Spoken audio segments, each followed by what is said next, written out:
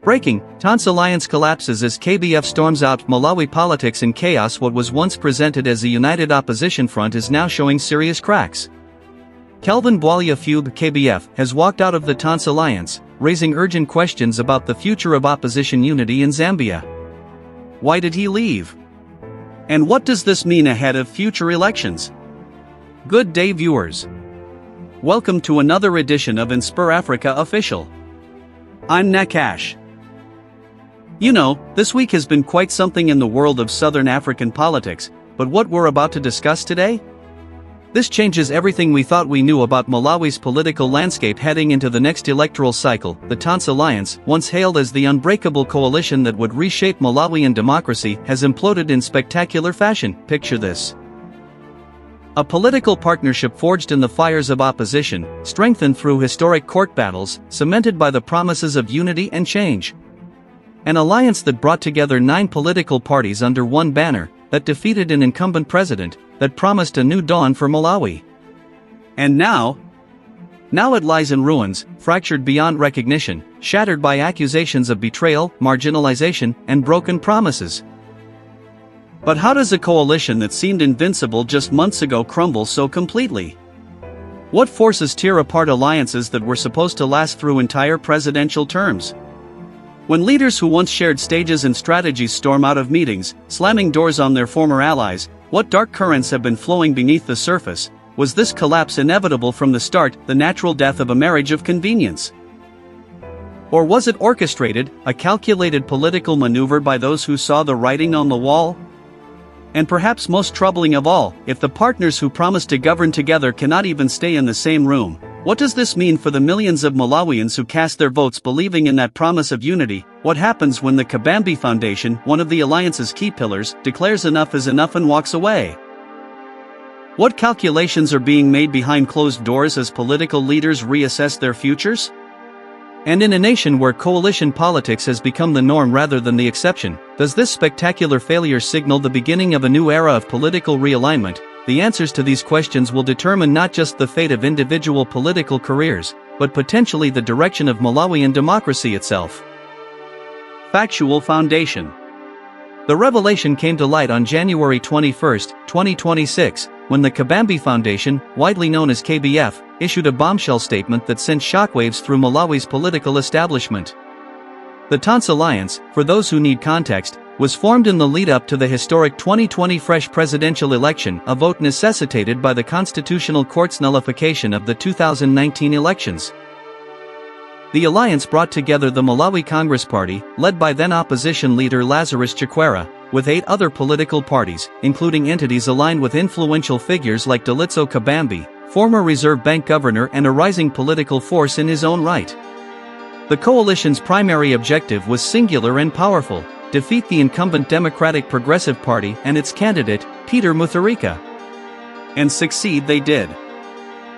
In June 2020, Lazarus Chakwera was sworn in as Malawi's president, with Salos Chilima as vice president, both riding the wave of popular support that the Tonse Alliance had mobilized. But the first cracks appeared not long after. Whispers of marginalization began circulating among smaller alliance partners. Questions arose about cabinet positions, about resource allocation, about whether the promise of inclusive governance was being honored. Still, the alliance held, at least publicly. The timeline of deterioration accelerated in late 2025. Internal meetings became increasingly tense. Communication between key stakeholders grew sporadic. Smaller parties within the alliance began voicing concerns more openly, claiming they had been reduced to mere footnotes in a government they had helped install. Then came the events of mid-January 2026. Sources close to the alliance reported heated exchanges during what was supposed to be a routine coordination meeting. Representatives from KBF reportedly challenged MCP leadership on several fronts: unfulfilled promises of political positions, lack of consultation on key policy decisions, and what they described as a systematic effort to sideline non-MCP voices within the alliance structure. The breaking point arrived when KBF leadership demanded concrete evidence of the alliance's commitment to equitable partnership. When those assurances failed to materialize to their satisfaction, the decision was made. On January 21, KBF formally announced their withdrawal from the Tonse Alliance, citing irreconcilable differences and a fundamental breakdown in trust. Direct evidence. The official statement from the Kabambi Foundation pulled no punches. In their release, KBF spokesperson stated, "After careful consideration and extensive consultation with our members, stakeholders, and the communities we serve, we have reached the difficult but necessary decision to withdraw from the Tonse Alliance, effective immediately." This decision was not made lightly, but, it has become abundantly clear that the principles upon which this alliance was founded have been systematically abandoned. The statement continued with specific grievances. "We entered this alliance with clear understandings about partnership, about shared governance, about respecting the contributions of all members regardless of size. What we have experienced instead is marginalization, exclusion from key decision-making processes, and a pattern of, treating smaller alliance partners as nothing more than electoral props to be displayed during campaigns and discarded when governance begins." When pressed by journalists about specific examples, a senior KBF official, speaking on condition of anonymity, provided damning details. "Look, let me be very clear about this. We were promised, explicitly promised, meaningful representation in government. We were told our voices would matter. But what happened? Cabinet positions went to MCP loyalists almost exclusively. When we raised concerns about policy directions, agricultural subsidies, economic reforms, anti-corruption measures, we were told, essentially, thank you for your input, and then completely ignored. It became clear that our role was to nod and smile while others made all the decisions." The official's voice grew more animated, and it wasn't just about positions, you understand? It was about respect. It was about being treated as genuine partners rather than junior appendages. When you're not invited to key meetings, when decisions affecting the entire alliance are made without consulting you, when your repeated attempts to schedule discussions with senior leadership are met with scheduling conflicts week after week, what message does that send? In contrast, sources within the MCP responded with their own narrative. A senior MCP member, also requesting anonymity, offered this perspective. "The reality is that governing is different from campaigning. During campaigns, everyone wants a say, everyone has opinions. But when you're actually running a country, decisions have to be made efficiently. We've always been open to input from our alliance partners, but, at the end of the day, the MCP secured the largest vote share, the president is from MCP, and there are, practical considerations about how governance works." When asked directly about KBF's complaints of marginalization, the source replied, "I would say that some of our partners perhaps had unrealistic expectations about what coalition governance looks like. We have regular meetings, we consult, but we cannot allow every single decision to be vetoed by every single small party in the alliance. That's a recipe for paralysis." So, yes, maybe they felt they should have had more say, but governance requires, it requires decisive leadership.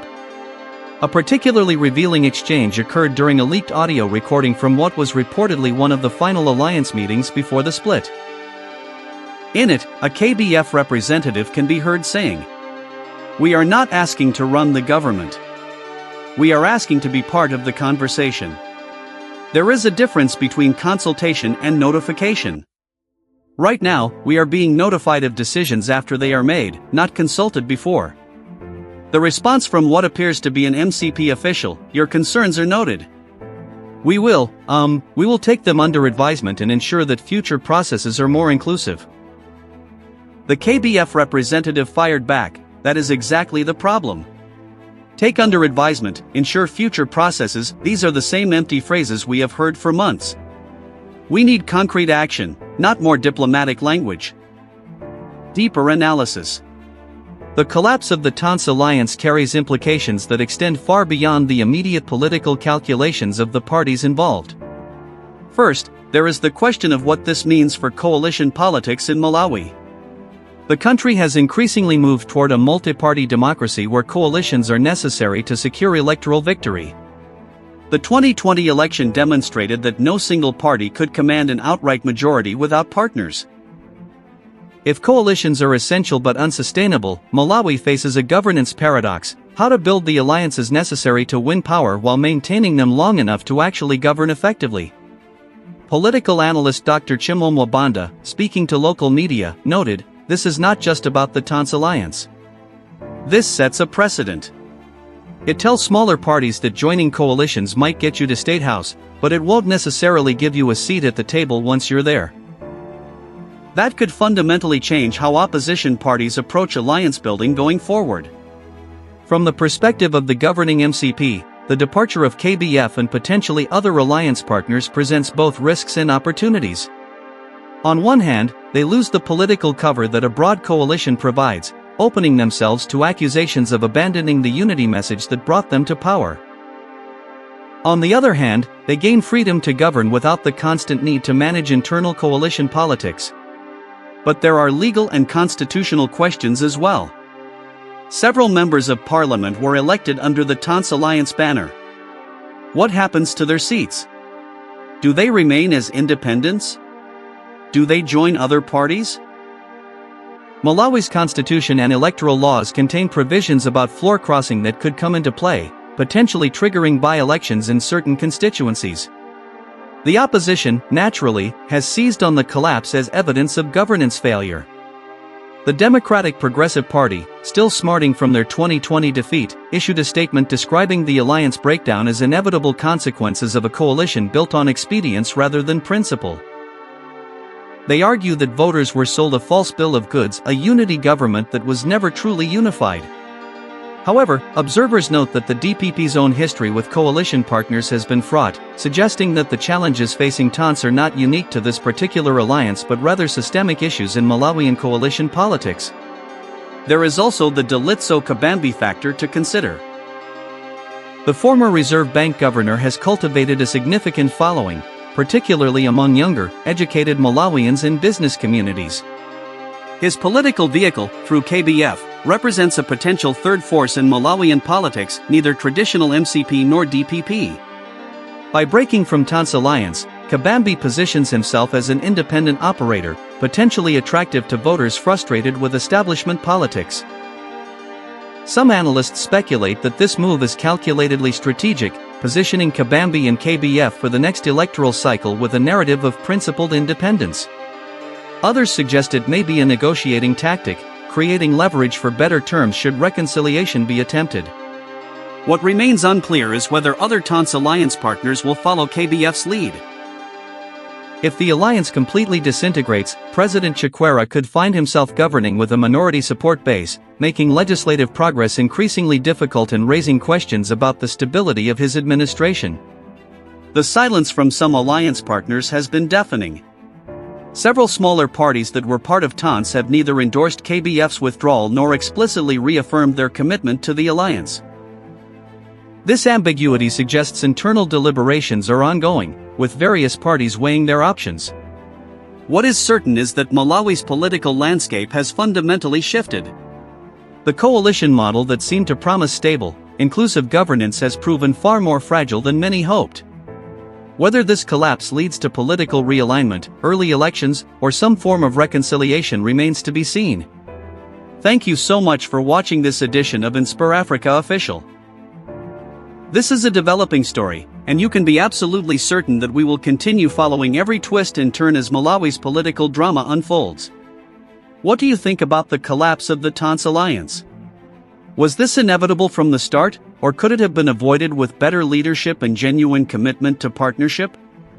Do you see this as Dalitso Kabambi making a strategic power play, or as smaller parties finally standing up against marginalization? And most importantly, what does this mean for ordinary Malawians who voted for change and unity? Drop your thoughts in the comments below. We want to hear your perspective on this rapidly evolving situation.